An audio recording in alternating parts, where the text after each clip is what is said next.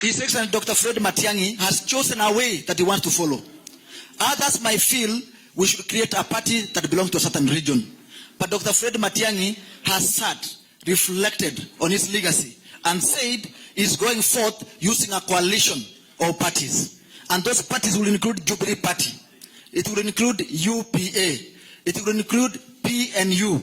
It will include PDP, Kenya Social Congress, Kenya National Congress. All those parties are currently in a negotiation where once we agree, we will have a document that will be shared to the media, and we will have a formula on how we are going to face Mheshimiwa Ruto in 2027. And I can assure you without a doubt, I am a man who has lived and tested many things.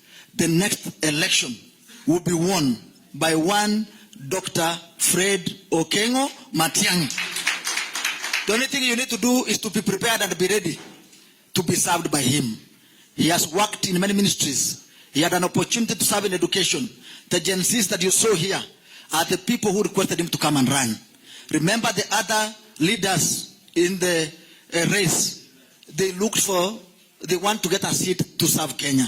But Dr. Matiang'i was called by the people to come and serve people. Remember, he was working in the World Bank. He had never thought about politics. I have shared with him severally. And he tells me he never thought that he can become a leader in Kenya. He was sitting in his 13th floor office in the US, working a quiet man. And all of a sudden, Gen Zs went to the streets. And they said, we want this father figure who educated us and told us to be honest in our exams, who stood firm when we needed him as a father figure. And they said they want him to come home. He has come home. Let us support him, and he will lead us and lead this country into a better Kenya. Asante sana, and those are my remarks.